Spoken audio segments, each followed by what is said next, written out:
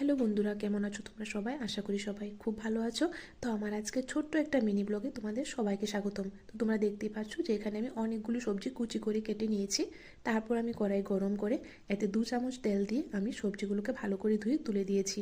তো আমার সবজিগুলির মধ্যে রয়েছে গাজর, আলু আর রয়েছে বিনস। তারপর আমি হলুদ আর লবণ দিয়ে ভালো করে নেড়ে চেড়ে নিয়ে কিছুক্ষণ আমি ঢাকনা দিয়ে রাখবো যাতে সবজিগুলো ভালো করে সেদ্ধ হয়ে যায়।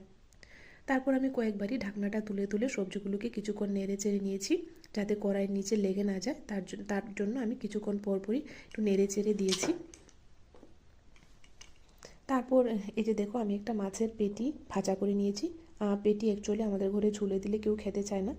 হয়তোবা আমি ভাজার মধ্যে দিয়ে দিই, আর নয়তোবা আমি কোনো মাখা করলে তার মধ্যে দিয়ে দিই। তারপর আমি ভাজাটার মধ্যে দিয়েছি পেঁয়াজ, কাঁচা লঙ্কা কুচি, আর আমি যে মাছটা কাটা ছাড়িয়ে রেখে দিয়েছিলাম সেটা দিয়ে দিয়েছি। তারপর আমি কিছুক্ষণ ঢাকনা দিয়ে রাখবো যাতে মাছের ফ্লেভারটা ভালো করে ভাজার সাথে মিক্স হয়ে যায়। তারপর আমি আর কিছুক্ষণ রেখে নামিয়ে নেব।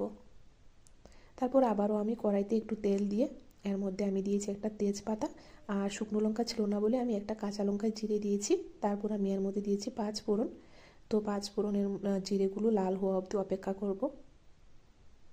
তারপর জিরেগুলো লাল হয়ে আসার পর আমি ডালটা আগে প্রেসার কুকারে সিটি মেরে রেখে দিয়েছিলাম 1 সিটি। তো ডালটাকে আমি তুলে দিয়েছি। তারপর এর মধ্যে আমি দিয়েছি হলুদ আর লবণ। তারপর একটু নেড়ে চেড়ে ডালটাকে কিছুক্ষণ আমি ফুটতে দেবো।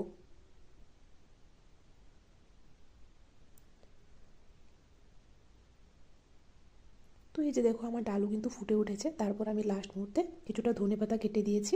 তারপর আমি নামিয়ে নেব। তো আমার আজকে দুপুরের সকালবেলার খাবারে ডাল আর ভাজাই ছিল। তো আজকের জন্য টাটা, বাই বাই। তোমরা ভালো থেকো, সুস্থ থেকো। টাটা।